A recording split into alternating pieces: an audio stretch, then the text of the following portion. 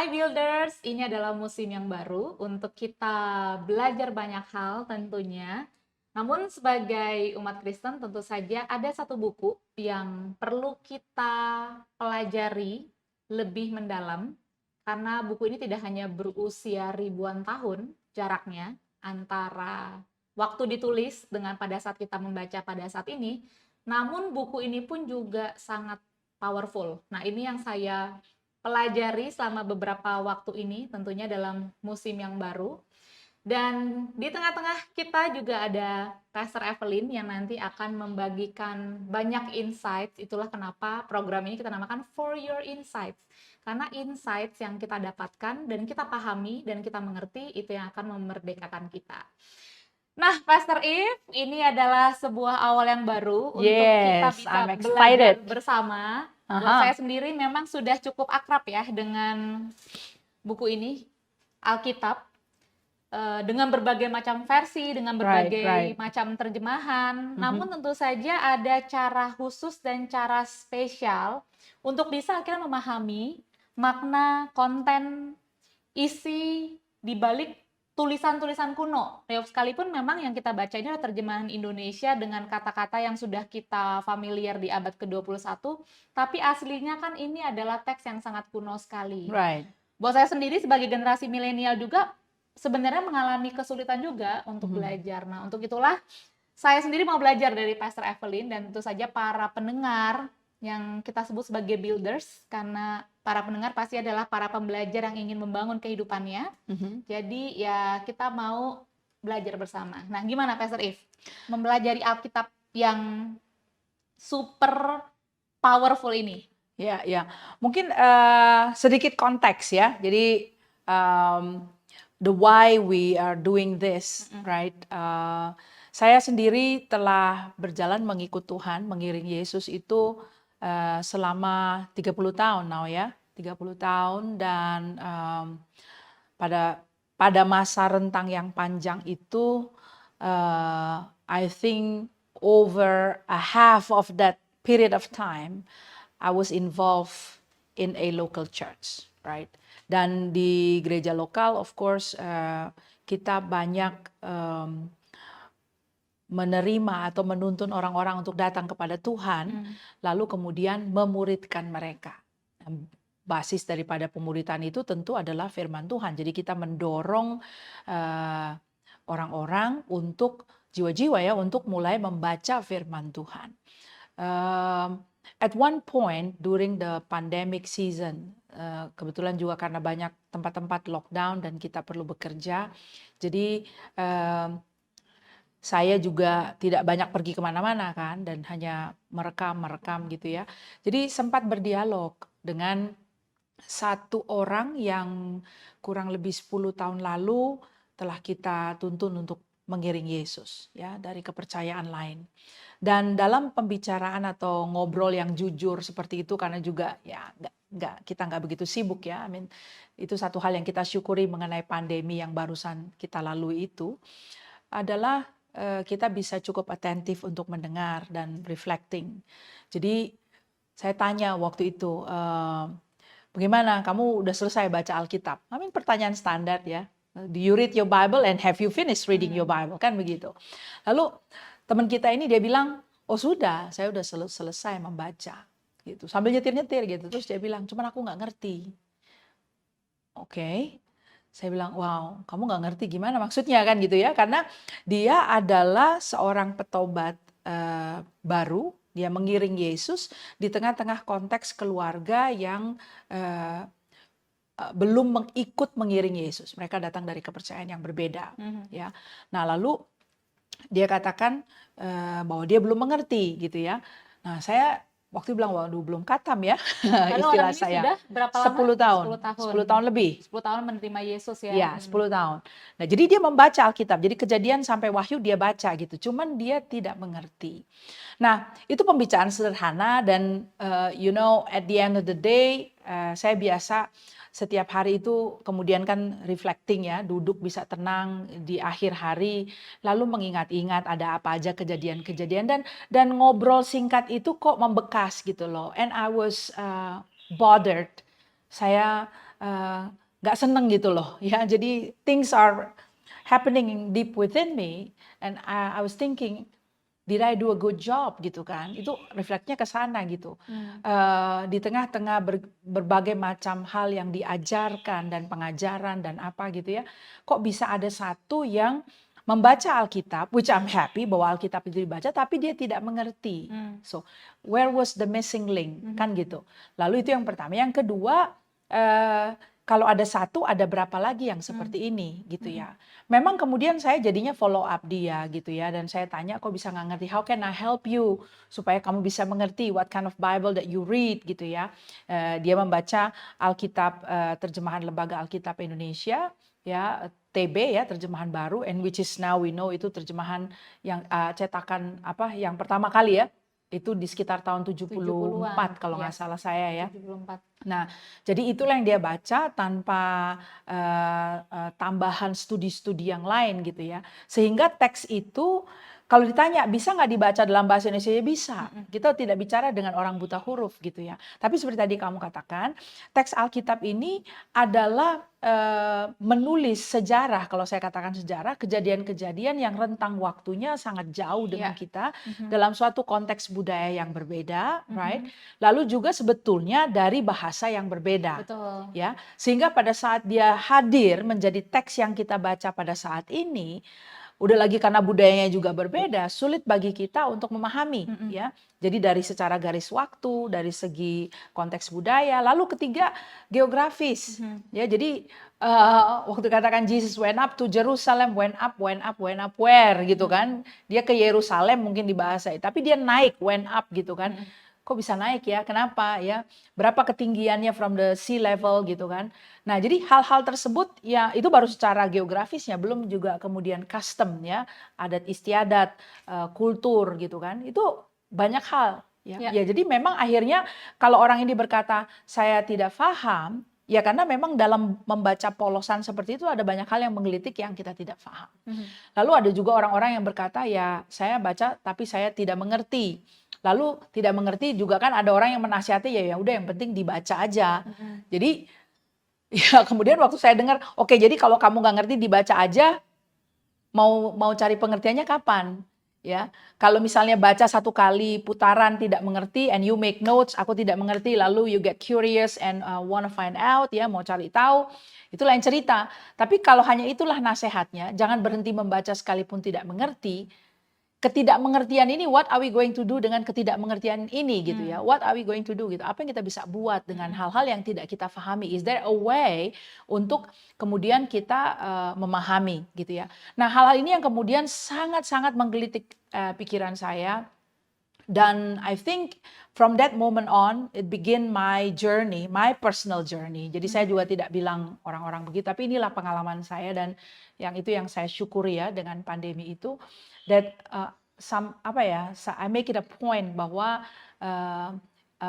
saya akan berjalan bersama dengan kawan kita itu gitu ya. So I begin with that small commitment key ya.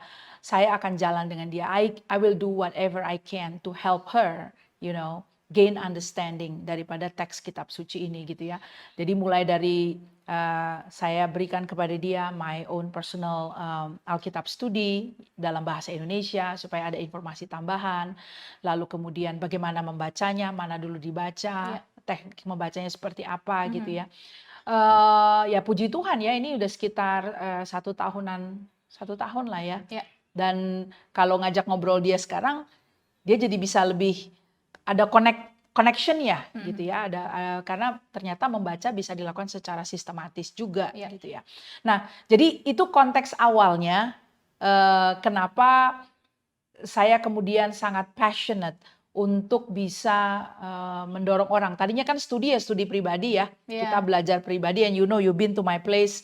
Saya pribadi senang sekali mempelajari gitu, tapi but then to journey together dengan orang lain sehingga orang-orang yang lain tuh juga bisa dibangkitkan passionnya untuk juga membaca sebagaimana saya membaca dan menyelami firman Tuhan. I think itu yang kemudian saya sangat nikmati pada saat ini gitu loh. Memang membaca Alkitab itu tadi yang seperti Pastor Evelyn bilang, kita nggak punya kesulitan ya. Maksudnya betul. kita lulus pendidikan dasar, basically kita bisa membaca. Ya. Namun ternyata membaca buku ini ya sebenarnya sama seperti buku-buku yang lain ya. Kita tidak Hmm. hanya bisa sekedar membaca, ada kemampuan membaca yang juga dibutuhkan untuk kita bisa memahami sebuah pesan dari sesuatu yang kita baca. Ya. Menariknya Alkitab ini memang terdiri dari 66 buku. Mhm. 66 buku yang dalam bahasa aslinya itu ditulis dalam 3 bahasa. Bahasa Ibrani di Perjanjian Lama, Mhm. lalu ada beberapa buku dalam bahasa Aram, lalu bahasa Yunani di Perjanjian Baru. Right. Ditulis oleh berbagai macam pribadi dan profesi, Right. lalu dengan latar belakang yang berbeda juga, Di zaman-zaman yang berbeda. di zaman yang berbeda juga, Right. situasi yang berbeda juga. Right. Memang tapi menariknya memang ada satu pesan yang jadi ini sangat menarik ya, waktu itu Pastor Efrem pernah memberikan kepada saya dan juga teman-teman kita yang saat ini sedang belajar Alkitab bersama 66 buku. Sebenarnya 66 buku. Jadi kita perlu membayangkan Alkitab ini sekalipun dijilid dalam satu buku, ini 66 buku sebenarnya isinya. Dengan waktu yang berbeda ditulisnya, dengan penulis yang berbeda-beda, berbeda zaman semua, namun kok pesannya itu bisa sama. Ya, keberbedaan itu yang sebetulnya cukup unik ya. Nanti Iya. mungkin akan ada satu sesi di mana kita bicara betapa hebatnya Alkitab kita ini, Iya. dan sehingga kalian juga semua yang sudah senang akan semakin jatuh cinta. Iya. Dan sangat akan merasa disayangi oleh Tuhan, bahwa firman-Nya itu bisa dijaga oleh Tuhan, well kept ya throughout the centuries, berabad-abad, ya saya bilang berabad-abad ya, dijaga oleh tangan yang tidak terlihat, ya, dengan tangan yang penuh kuasa yang kemudian membuat kita bisa memiliki teks kitab suci dan dijaga keasliannya, gitu ya. Karena it's quite hard, apalagi kalau kita bicara konteks masa lalu ya, ini masa purba mungkin ya, untuk bisa menjaga konsistensi suatu tulisan dari angkatan ke angkatan. Mereka nggak punya Google, ya, nggak ada Google Drive, nggak ada cloud gitu ya. Dia nulis apa sih? Oke, nyocokin nama tulisan dia gimana. Kita nggak usah ngomong gitu. Coba kita bikin aktivitas ya, 10 orang dijejer berdiri bersama, bikinlah pesan berantai. Sampai di ujung yang ke-10 juga udah beda. Nggak usah jauh-jauh. Itu tinggal di satu ruangan, sampaikan pesan gitu ya. Coba pesan berantai dari orang pertama sampai orang ke-10. Sampai dia yang ke-10 bisa kacau. Kalimat, itu cuma ngomong satu kalimat ya. Nah, itu Pastor, tujuannya di episode pertama ini adalah buat saya pribadi adalah untuk ingin menggugah para pendengar, teman-teman pembelajar semua, kenapa kita perlu belajar Alkitab. Right, ya. Bukan hanya membaca Alkitab, karena membaca Alkitab saja menurut saya tidak bisa cukup mengubahkan kehidupan kita ya. Iya kan, ini kan bukan belajar membaca, you know. Bukan seperti membaca koran atau membaca berita harian lainnya, tapi ini membaca sesuatu yang kalau kita bisa selami dan dalami, dapat tuh pesan sesungguhnya. Right. Ya, Pastor. Nah, jadi saya berharap kita akan belajar banyak pada episode pertama ini. Jadi episode pertama ini adalah fokusnya untuk menggugah. Jadi selesai nanti episode ini, saya sih berharapnya teman-teman semua langsung, iya ya, dapat value yang baru. Iya ya, saya perlu belajar Alkitab. Itu dulu. Nanti caranya bagaimana, apa yang saya perlukan, itu nanti di episode-episode berikutnya. Nah, itu Pastor, bagaimana kita menggugah teman-teman, para pendengar, builders, untuk akhirnya mau belajar Alkitab? Untuk prolog aja ya, untuk prolog kalau kita mau melihat kondisi yang ada pada saat ini, ya kan. Dan ini saya mau hadirkan riset yang sudah dilakukan oleh rekan-rekan dari Bilangan Research, ini dipublish ke publik ya.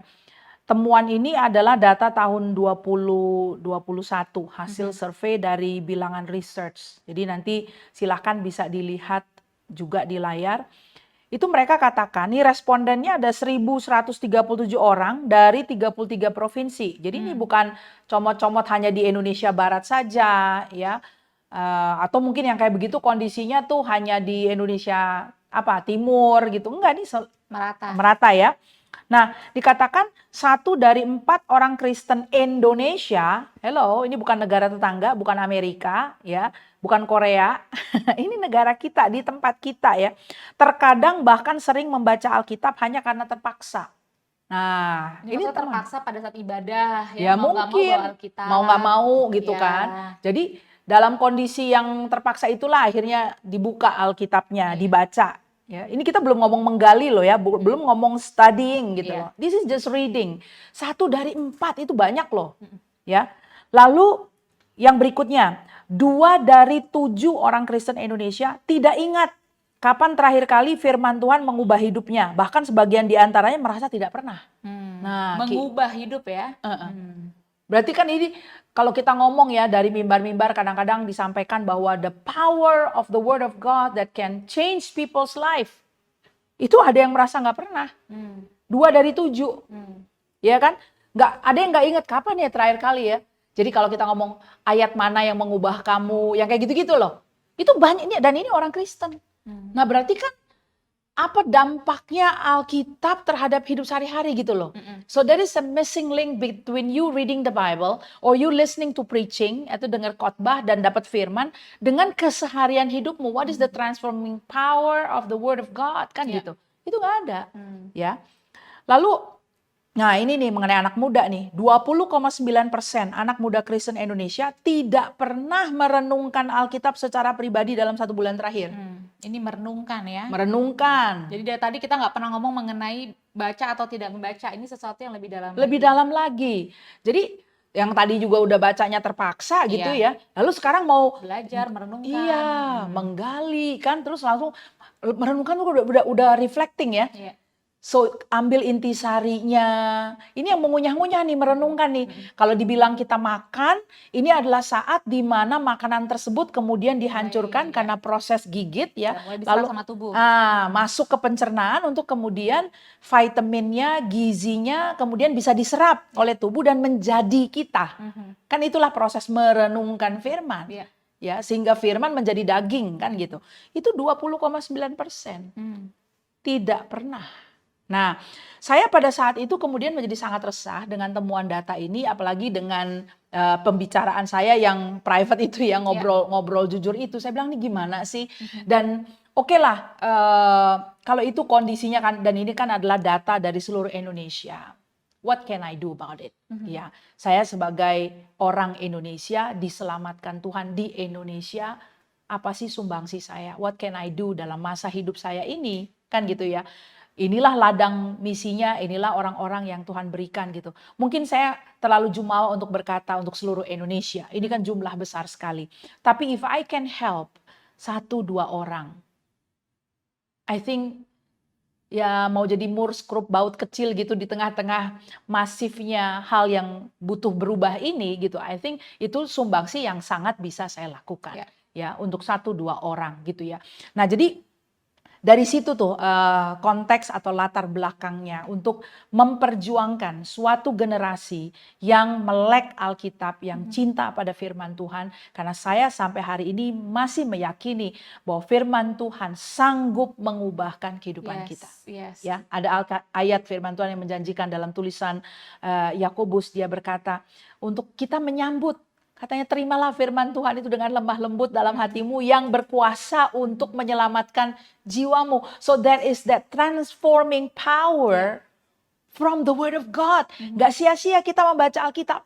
Firman Tuhan ini masih hidup dan berkuasa sampai sekarang. Dan bisa mengubah hidup kita. Jadi kalau sumbangsinya bisa ke 1-2 orang, I think it's worth it gitu loh Ki. And I think it's gonna be more dari 1-2 orang kan gitu. Makanya kita hadir ya dengan video ini, podcast ini supaya ya bisa menumbuhkan rasa ingin mau belajarnya itu tadi ya Pastor ya. Saya soal concern juga.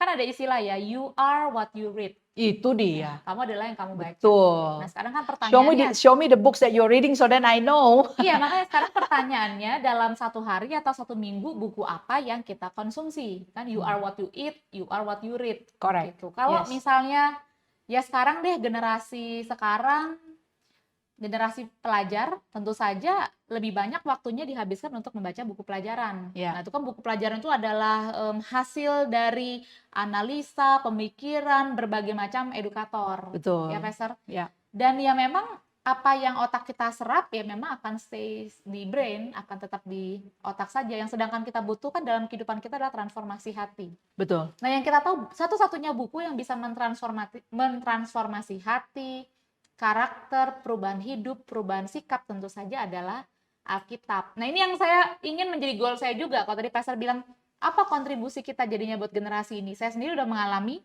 dan merasakan manfaatnya. Saya juga ingin menggugah generasi muda untuk menambah jam belajar Alkitabnya. Ya, bukan hanya belajar pelajaran kuliah, pelajaran di sekolah, atau pelajaran-pelajaran bisnis, manajemen. Ya, sekarang banyak sekali buku-buku self-help ya yang ada di Right. toko-toko buku. Tapi tambahlah jam belajarmu untuk membaca Alkitab, menggali Alkitab, karena inilah satu-satunya buku yang bisa mentransformasi hidup kita. Jadi, Iya. Pastor silahkan tambahkan dan teruskan lagi deh. Nah, kondisinya tuh yang sekarang ini adalah Alkitab itu dimiliki. Ya, jadi ini isu yang kayaknya sudah bisa sangat ditangani Oh di iya, Indonesia. ada zaman di mana Ada tidak zaman di bisa mana memiliki Alkitab. itu kesulitan gitu ya. Kalau kita mundur berapa? 50 tahun aja ke belakang Iya. atau 100 tahun aja ke belakang. Itu it's sulit tough, sekali, ya. sulit gitu ya. Tapi I think ini situasi yang sudah bisa sangat ditangani, tertangani, dan kita bersyukur Lembaga Alkitab Indonesia melakukan a very very excellent work ya, itu perlu disupport juga ya. Iya. Memastikan bahwa anak-anak Tuhan di Indonesia bisa memiliki Alkitab, baik secara print maupun secara digital ya. Sekarang sudah ada juga digital. Jadi kita sangat ditolong dan dimudahkan dengan perkembangan teknologi. Jadi isu dimiliki oke. Lalu kemudian dari dimiliki dibaca. Nah, ini gimana frekuensi bacanya? Baca sekali-kali kah atau baca yang konsisten seperti apa ya kan? Lalu dibawa dalam pertemuan gereja. Ini juga saya mengamati ya, apakah orang-orang Kristen, anak-anak Tuhan datang dalam pertemuan ibadah raya membawa Alkitab. Jadi sih di handphone. Nah, itu kan juga sekarang jadi bukan isu lagi ya. Saya masih ingat dulu zamannya saya baru bertobat nih, kurang 30 tahun yang lalu, punya teman-teman yang petobat baru dari kepercayaan lain gitu ya, mulai berjalan mengiring Yesus karena pengalaman pribadi. Itu sulit untuk bawa Alkitab ya, nentengnya gitu, mesti dibungkus kertas koran atau apa, bilang pamit sama orang tuanya terus bawa untuk demi mengiring Tuhan gitu. Jadi ada kesulitan. Sekarang I think when you come to the Lord dan merasa sulit membawa teks Alkitab yang tertulis dalam bentuk buku, ngantongin handphone aja udah. Dan bahkan sekarang pertemuan ibadah juga mengakomodasi. Iya betul, ya, udah betul. Memunculkan di layar. Ya bahkan ada gereja-gereja yang sangat-sangat mengakomodasi dengan menyediakan Alkitab versi cetakan itu di pintu depan sebelum masuk ruang ibadah, jadi dipinjamkan gitu ya. Jadi dimiliki oke, nggak ada isu, dibaca ya bacalah kan gitu kan, lalu dibawa di pertemuan gereja atau disediakan di gereja. Namun yang menjadi isu yang terakhir adalah namun tidak dipelajari. Nah, itu dia bahayanya. Nah, gitu kan, namun tidak dipelajari. Jadi saya catat di sini nih, mengapa orang tidak mempelajari Alkitab? Coba go through those points ya. Mengapa orang tidak belajar Alkitab? Saya temuannya ya, catatannya di sini. Saya nggak belajar Alkitab soalnya saya butuh sesuatu yang relevan. Berarti kan the issue is some people think that the Bible is no longer relevant. Mulai nggak nyambung ya, nggak bisa dipahami. Dianggap Alkitab tidak lagi relevan. Itu dianggap sebagai suatu tulisan kuno. Nah, sebetulnya kan ada cara dong untuk menjembatani teks kuno ini ke zaman kita sekarang, karena firman Allah itu hidup. Gitu loh. Jadi artinya apakah dia bisa relevan? Bisa. It's just how do you study it? Gitu. Bagaimana kamu menggali dan mencernanya, kan begitu. Lalu saya nggak tahu gimana caranya. Saya nggak tahu bagaimana. This can be an issue also, right, Ki? Ya, saya nggak tahu gimana caranya. Dulu saya juga berkecimpung di yayasan sosial juga ya, dan ada pertemuan-pertemuan dengan NGO dan di situ seringkali dikatakan begini ya, prinsip kerjanya nih organisasi sosial ya. Kalau kita melihat kemiskinan, kalau kita melihat kesusahan ya, daerah-daerah terpencil gitu ya, mereka katakan mereka kan butuh ikan ya, istilahnya begitu, mereka butuh ikan, tapi kita nggak bisa senantiasa memberikan ikan. Kita perlu memberikan kail, lalu mengajari mereka cara pakai kail sehingga they can also menemukan ikan. Mereka bisa mancing juga. Nah, kenapa kita nggak pakai pola pikir itu juga kepada Alkitab? Karena juga Pastor ya. Itu loh. Mungkin juga para pembaca Alkitab atau orang Kristen yang saya maksud di sini ya hanya membutuhkan pemahaman Alkitab udah disampaikan dari hamba Tuhan atau pendeta atau guru Alkitab dan merasa itu cukup. Padahal Alkitab ini kan bisa dipelajari oleh semua orang dan bisa dibaca oleh semua orang, tidak harus melalui perantara ataupun mediator seperti hamba Tuhan atau pendeta. Itu Ya, I sih think Pastor itu, Yan. ya, I think itu ada Missing porsinya. link-nya. Ya, itu pun ada porsinya gitu ya. Namun, you of your own ya, dirimu sendiri. Kita mau seberapa banyak kali ya mendapat hidangan yang sudah disajikan. Kalau saya Betul. pikir begitu ya. Jadi Iya. kalau mungkin tadi dianalogikan ikan yang sudah dibersihkan dan dimasak dan dihidangkan di meja. Oke, at one point kita sangat bergantung untuk dihidangkan gitu. Tapi kan kita nggak makan cuma satu kali. Ya, ada 7 hari dalam seminggu. Jadi apakah hanya itu saja gitu ya? Dan juga mungkin yang cepat saji begitu kan, maksudnya bukan cepat saji, maksudnya yang sudah terhidangkan itu ya, itu dalam ibadah raya. Lalu juga kalau kita baca buku-buku Ya, devotional, buku-buku devotion, ya buku buku-buku rohani. renungan gitu kan. At one stage maybe you can do that, tapi masa akan membaca sesuatu yang dihidangkan? Don't you want to do it yourself gitu ya, dan betul-betul dirimu sendiri membaca Alkitab, berkenalan dengan Tuhan dan mengalami momen-momen di mana Tuhan langsung yang mendidik dan Iya, mengajari iya, gitu ya. iya. Nah, jadi kalau tidak tahu bagaimana caranya, sebetulnya kan isunya hanya ya kalau gitu, kalau isunya adalah bagaimana ya pelajari bagaimananya. Then you can gitu. Jadi ini bukan masalah sesuatu yang jadi eksklusif hanya untuk orang-orang tertentu. Ya. Bagaimana kita bisa belajar. Lalu saya kan cuma orang awam. Nah ini loh pola pikir antara orang awam dan kaum apa nih? Orang pilihan Tuhan. Kok jadi kayak ada kok jadi ada kasta-kasta begitu ya? Tuhan hanya ngomong dan berbicara dan memberikan pemikirannya kepada orang-orang tertentu saja. Nah, padahal kan nggak ada perbedaan-perbedaan seperti itu ya. Nah lalu ini juga nih temuannya, saya tidak punya waktu. Ayo Ki, pernah nggak dengar orang punya alasan kayak gitu? Lu kok nggak ada waktu nih? Saya suka bilang gini, kalau urusannya adalah saya tidak ada waktu, kalau ngomong waktu ya, kita bicara mengenai prioritas. And we will make priority for things that matters. For things that are of value. Untuk hal-hal yang kita hargai dan nilai berharga ya, kita akan bikin prioritas. Jadi ini isunya kalau orang alasannya, tapi saya nggak punya waktu. Itu urusan prioritas tuh. Dan kalau udah prioritas, itu bicara mengenai value. Apa yang kau hargai dalam hidup ini?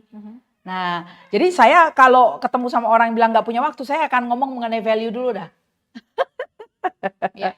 Nah, lalu ada lagi gini, saya masih meragukan Alkitab. Ini urusan ragu nih. Ya, ini juga nanti mungkin kita ada sesi kita ngobrol-ngobrol mengenai hal ini ya. Jadi apakah Alkitab ini bisa dipercaya atau tidak, asli atau tidak, ya kan? Apakah yang ditulis itu juga akan bisa saya nikmati saat ini, gitu kan? Jadi keraguan-keraguan ini ya kita dialog lah, kita lihat titik ragunya di mana, dan gitu kan? Kita nggak generalisasi. Kau ragu-ragu di mana? Nah, let's reason together. Ya, mari berdialog, gitu kan? Lalu ya ini kalau saya tidak bisa membuatnya menarik ya, ini juga isu dari banyak pelayan-pelayan Tuhan ya, atau orang-orang yang terlibat untuk mungkin youth ministry atau apa gitu. At one point udah angkat tangan. Jadi ya gimana ya untuk menghadirkan suatu Bible study, saya nggak bisa bikin itu menarik gitu loh. Gimana caranya? Jadi akhirnya ya kandas juga gitu, nggak mau dipelajari juga. Nah ini beberapa alasan yang saya coba rangkumkan kenapa orang tidak mempelajari Alkitab. Nah lalu kalau itu kondisinya ya, saya melihat bagaimana kita bisa kelola dan move on atau move up ya dari titik itu gitu kan. Mulai dari mana sih? Saya percaya bahwa mempelajari Alkitab itu perlu diawali dengan suatu literasi Alkitab. Ya, jadi kita kalau literasi itu apa sih literasi Alkitab ya, kita mesti melek lah sama Alkitab ya. Dan nggak bisa enggak, itu dimulai dengan pembacaan firman Tuhan. Nah ini kita coba ngobrol, kita ambil waktu nih kita ngobrol mengenai membaca Alkitab. Saya mulai membaca Alkitab dari semenjak masih dulu sekolah minggu ya. Dari sekolah minggu kita baca Alkitab. Dan I think You also have the same Ya, experience, right? saya mengucap syukur dan berterima kasih kepada guru-guru sekolah minggu saya yang sudah membantu untuk memperkenalkan Alkitab ya. Right. Itu jasanya para Guru-guru pengajar-pengajar sekolah minggu. minggu, ya. Jadi kita baca Alkitab, dan bahkan bukan hanya baca Alkitab ya, anak-anak tuh sangat kompetitif, suka sekali dengan yang namanya kuis-kuis gitu ya. Diperkenalkan tokoh-tokoh Alkitab, Iya, kejadian-kejadian dalam cerita-cerita Alkitab. Iya. Jadi itulah cara saya dulu mulai berkenalan dengan firman Tuhan. This is bahkan sebelum, ini di luar masa 30 tahun itu ya. Jadi from I was very small gitu kan. Baca Alkitab, familiar dengan kisah Alkitab, lalu mulai menghafal kisah-kisah, lalu mulai membaca, lalu ikut Bible quiz, ya kan. Cerdas cermat Alkitab. Right. Dan itu adalah pembangunan literasi. Ya, untuk paham dulu, tahu teksnya dulu gitu. Dan itu padahal masih belum urusan menggali-menggali ya. Jadi literasi awal ya literasi sekedar memahami teksnya gitu ya, membaca ceritanya. Supaya kita mulai akrab lah. Mulai akrab lah, diakrabkan. Jadi hal itu sebenarnya bisa dilakukan dari masa kecil kan. Sangat-sangat. Harus dari masa kecil memang menurut saya. Betul, iya. Ini harus diakrabkan dari masa kecil gitu kan. Nah, nanti di bagian literasi itu juga tentu nanti akan ada penggalian dan apa segala macam ya. Karena di atas itulah kemudian ada Bible fluency. Kita mulai fasih Alkitab. Kita bisa berdialog. Ya, kita bisa mulai pemaknaan. Kita bisa mulai melihat suatu rangka berpikir. Membidik suatu masalah dan kemudian melihat bagaimana Alkitab atau sudut pandang Alkitab atau biblical worldview diterapkan pada kondisi-kondisi atau situasi-situasi ya yang kritis, ya kan? Nah itu jadi di atas suatu literasi Alkitab baru kita bisa ngomong fasih dan berdialog gitu ya. Namun bahan dasarnya apa? Literasi Alkitab, Ki. Ini membaca. Nah, saya sekarang tanya sama diri saya, oke, ya dari pengalaman ngobrol jujur dengan seorang teman itu, ya, saya pikir kalau saya mau balik ke masa 30 tahun yang lalu ya, bukan masa sekolah minggu nih, masa 30 tahun yang lalu. Kalau saya mau tuntun orang membaca Alkitab ya, membangun suatu literasi, what would I do? Ya, ini kan tadi kan kamu bilang ini 66 buku ya, buku setebel ini sebenarnya ada 66 buku. Kita akan minta dia mulai baca dari mana dulu, ya. Bagaimana gitu cara memperkenalkan Alkitab pada orang yang baru mengenal Yesus. Betul, gitu kan. Karena memang sekarang Tuhan kasih kita ya kesempatan baru juga ya untuk melakukan pendampingan dengan jiwa-jiwa baru. Jadi bukan dengan yang veteran-veteran saja. Jadi kayak saya merasa Tuhan kasih saya momen untuk bisa menebus kembali gitu ya, to redeem the time yang dulu itu gitu kan. Jadi kalau saya mesti ngajar dari awal lagi ya, yang mana duluan nih diperkenalkan ya kan, karena apakah langsung ke perjanjian lama, kalau perjanjian baru sebelah mana gitu kan, lalu membacanya runutnya seperti apa supaya bisa dibangun suatu rangka pemahaman mengenai konteks sejarah Alkitab gitu ya. Karena yang saya temukan juga isunya dengan banyak orang, kalau dibilang baca, lalu nanti ngutip sedikit di sini, sedikit di sana, ya sedikit-sedikit, tapi tidak mengerti konteks. Do you see that as well? Betul. Saya pernah baca sebuah artikel ya, ini diumpamakan Alkitab ini kalau dihitung berdasarkan kata aslinya itu ada 600 ribuan kata berdasarkan bahasa aslinya. Jadi bayangkan ini adalah sebuah puzzle besar dengan 600 ribuan kepingan. Kan kita kalau mau nyusun puzzle kan harus tahu dulu gambar utuhnya ya, baru kita bisa susun puzzle-nya. Betul, yes. Puzzle yang paling banyak yang pernah saya susun ya 1000 kali. 1000 itu kayaknya paling banyak, itu pun juga butuh waktu berapa lama itu. Itu. Karena mesti lihat dulu kan gambar aslinya seperti apa. Nah sama halnya juga dengan Alkitab, ini ratusan ribu keping, saya harus lihat dulu gambaran besarnya untuk saya bisa tahu kepingan yang ini ada di mana letaknya untuk bisa paham gambarannya. Ya. Jadi kalau tadi Pak Sarif membagikan itu juga adalah concern saya yang sama, bahwa cara paling mudah untuk memperkenalkan Tuhan kepada orang yang baru mau mengenal Tuhan atau yang baru berjalan dengan Tuhan adalah melalui Alkitab. Karena ini adalah pikiran dan hatinya yang dituliskan. Right. Yesus hadir 2000 tahun yang lalu. Namun ini adalah pikiran dan tulisan yang masih ada sampai di abad sekarang. Jadi ini adalah langkah yang paling tepat untuk kita sebagai seorang Kristen. Mau kenal Tuhan tuh caranya gimana sih? Ya memang teman-teman ada yang mengalami Tuhan secara pribadi ya. Namun paling mudah kita bisa mengenal Tuhan melalui tulisan pikiran dan hatinya yang dituliskan melalui orang-orang pilihannya beberapa abad yang dulu sebelum kita. Cuman tadi seperti concern-nya Pak Serif adalah bagaimana memulai memperkenalkan Alkitab ini kepada orang yang baru kenal Tuhan. Buat saya pribadi ya sekolah minggu, gereja anak itu adalah awal mula saya tuh untuk Ya. bisa belajar Alkitab dan familiar. Tapi itu pun juga fase yang sangat awal sekali. Dan saya kan baru kenal Tuhan waktu saya kuliah, baru benar-benar mau serius gitu untuk ikut Tuhan. Jadi kalau pertanyaan yang sama tadi juga diajukan kepada saya sih, saya juga akan menjawab kalau saya bisa mengulang waktu ya. Untuk bisa belajar Alkitab lagi, yang ingin saya lakukan adalah mau tahu gambaran utuh puzzle ratusan ribu tadi itu. Itu dulu yang saya mau tahu. Sebenarnya apa sih kisah besar Alkitab ini? Lalu mulainya dari mana? Right, Begitu. right. Oke, lanjutkan Pastor If. Nah, jadi memahami bahwa dibutuhkan suatu literasi di bagian dasar itu untuk kemudian nantinya bisa fluent. Dan ini modalnya sama ya, modalnya adalah membaca. Iya. Nah, sekarang membaca yang kayak apa dong? Ya, jadi ya mungkin di tips di sesi awal ini ya, kalau teman-teman Bapak Ibu ya sudah punya Alkitab di rumah, ya waktu Anda mengambil Alkitab tersebut, kalau mau diulang lagi nih ya, memang kita membaca, tetapi saya sarankan tidak membaca sedikit-sedikit. Iya. Ya, ternyata memang ada dampaknya ya Bapak Ibu. Jadi saya kan saya mulai mengejar ini untuk melakukan pendampingan, I think sejak tahun 2020 ya, melakukan pendampingan yang serius. Dari satu orang saja tuh yang Tuhan percayakan pada saat itu, dan saya ajak dia untuk membaca Alkitab tidak di dalam cukilan kecil tetapi dalam big chunk ya, di dalam potongan-potongan besar.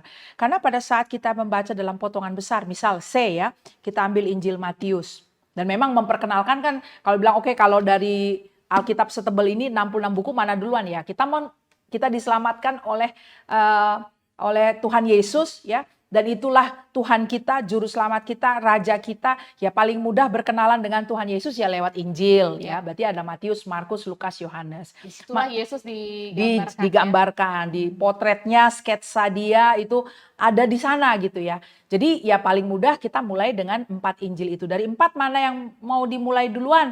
Ya kalau teman-teman sukanya action ya bisa dari Markus. Markus tuh paling pendek ya, hanya ada 16 chapter. Jadi bisa mulai di situ. Itu kayak kita baca Marvel Comics. Saya tidak bilang Alkitab seperti Marvel Comics. Teman maksudnya pekerjaan-pekerjaan Yesus, action, hal-hal yang Yesus ya, lakukan. Betul. Ya, banyak sekali aktivitas dan sangat dinamis. Kita akan temukan banyak kata segera ya, immediately, at once kalau dalam bahasa Inggris. Jadi bisa ambil dari Markus. Nah, kalau mulai dari Markus, gimana cara bacanya? Kan cuma 16 chapter.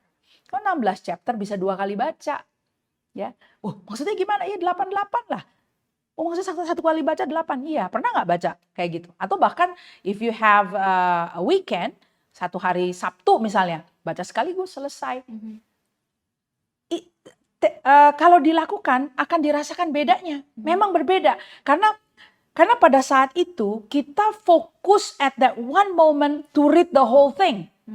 Jadi kalau ada pengulangan kata, kemudian kita bisa melihat suatu rangkaian, kejadian-kejadian, ya kan? Itu akan lebih mudah terpotret gitu loh. Ya sama aja kayak orang tuh kalau bacanya satu ayat apalagi ya, satu ayat. Bukan lagi cuma satu perikop, satu ayat bacanya. Itu kayak lagi nonton drakor. Dia ada 8 season gitu ya. Kamu ada di season pertama dan cuma nonton 5 menit. Ya, lalu ntar mending juga kalau besoknya nonton lagi 5 menit, lupa gitu kan, lupa baca Alkitab gitu.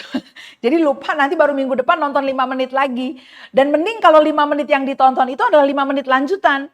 Enggak, nontonnya 5 menit dari season kedua, seri ke-7. Nah, ambil 5 menit gitu kan. Lalu nanti hari berikutnya mungkin nonton lagi 5 menit, ambil dari season ke-8. Seri edisi pertama gitu kan. Jadi ini kisahnya kayak Iya, apa sih nggak ngerti sebenarnya? jalan cerita. Nggak akan ngerti jalan cerita, gitu loh. Nah, disinilah pentingnya kenapa kita perlu baca berurut. Membaca panjang dan berurut. Ya kan kalau lagi binge watching kan juga kayak gitu. Tahu dong jadi ceritanya semuanya. Nah, membaca, jadi untuk membangun literasi mulai dengan membaca. Membaca secara teliti ya. Jadi saya tulis di sini Bible literacy and fluency start with careful, curious reading of the Bible. Ya. Jadi membangun literasi Alkitab dan kefasihan Alkitab itu dimulai dengan membaca berhati-hati, dengan penuh rasa ingin tahu ya Alkitab kita. Sehingga pada saat kita membaca big chunk tadi, dan kemudian kita temukan ini kenapa ya kayak gini, taruh aja tanda tanya di situ. And then you write down your question. Jadi saya juga when I read, saya pakai block note, ya, saya taruh di situ tanda tanya, lalu di block note-nya saya tulis pertanyaan Untuk hal-hal yang saya nggak tahu, ya. ya. And then at the weekend baru saya lakukan penggalian. I think kita mulai dari itu dulu lah. I mean to establish that at this first session. Oke, thank you Pastor Eve. Jadi tadi Pastor Evelyn mengakhiri dengan Bible literacy and fluency starts with careful and curious reading. Jadi pertama ya curiosity dulu sih yang tadi yang Pastor Eve sampaikan. Perlu ada rasa penasaran untuk kenapa saya mau mempelajari dan juga berhati-hati. Mungkin kalau Pastor Evelyn boleh menutup Pastor di bagian episode kita yang pertama ini. Kalau dibilang untuk mengubah sebuah perilaku, karena ini kan perilaku yang baru nih yang kita mau bangun. Habit yang baru sebenarnya. Right. Untuk mulai belajar Alkitab, bukan hanya baca, belajar Alkitab. Untuk mengubah sebuah perilaku perlu ada perubahan mindset, perubahan value. Ya. Kalau Pastor Eve bisa memberikan satu value untuk bisa menolong para pembelajar di rumah atau dimanapun berada, untuk bisa akhirnya kayaknya betul deh, saya perlu belajar Alkitab. Itu dulu deh, kan yang kita mau objektifnya ya di episode pertama ini. Value apa, Pastor Eve? Kita telah melalui pandemi ya, dan itu banyak hal yang digoncangkan dalam hidup kita gitu. Padahal Alkitab berkata bahwa orang yang mendengarkan perkataanku dan melakukannya, dia akan diumpamakan seperti seseorang yang membangun rumah di atas batu karang, fondasi yang kokoh. Sehingga kalau badai datang, tidak hancur dia, tidak goyang. Tidak hanyut. Tidak hanyut, tidak hancur, tidak goyang. Beda dengan orang yang mendengar dan tidak melakukan gitu ya. Nah, bagaimana kita mau mendengar dan melakukan kalau kita tidak baca dulu, gitu ya. Jadi sebetulnya satu value yang berharga ya, yang kita bisa karena kita semua mengalami pandemi ini, dialami satu planet ya. Dan kita lihat sekarang siapa yang masih tetap tegak berdiri dan siapa yang hanyut, siapa yang remuk dan hancur, ya. Dan di situ intinya, do we really know the word of God? Apakah kita benar-benar kenal firman Tuhan itu? Dan kita nggak tahu akan ada badai apa lagi berikutnya, gitu ya.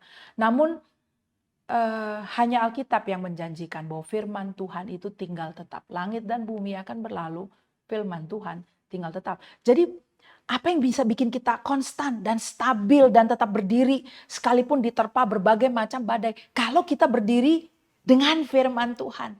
Nah, jadi biarlah pengalaman pandemi yang sudah kita alami selama 2 tahun, dan sekarang bukan karena pandeminya juga selesai ya, tapi bisa mulai dihidupi aja gitu, we live with it gitu kan. Itu menjadi suatu pengalaman yang membuka mata hati kita, membuat kita sadar, making us sober, kalau kita bilang ya, kita mesti tersadar, nggak kayak orang mabok gitu ya. We have to be sober dan melihat kebutuhan kita untuk berdiri bersama-sama dengan firman Tuhan. Karena ini memang yang akan hanya ini yang akan menjamin kita untuk tetap bisa berdiri kokoh, stabil. Kita nggak jadi yoyo gitu ya. I think to start with. Oke, thank you Pastor Evelyn. Ya, ini adalah akhir dari episode pertama dan saya ingin meninggalkan satu refleksi untuk para pendengar, untuk builders bisa melakukan refleksi ya di rumah, di kantor, dalam perjalanan. Refleksinya adalah dengan Anda sendiri, bagaimana kehidupan Anda dengan firman Tuhan. Apakah Anda mulai mengevaluasi dan akhirnya memutuskan untuk mau belajar Alkitab? Karena krisis masih akan ada di masa yang akan Right. datang. Namun krisis itu ternyata menyingkapkan kualitas kehidupan kita dengan firman Tuhan yang menjadi pondasi sesungguhnya dalam kehidupan kita. Silakan refleksinya Anda bisa jawab dan sampai jumpa di episode berikutnya. Bye.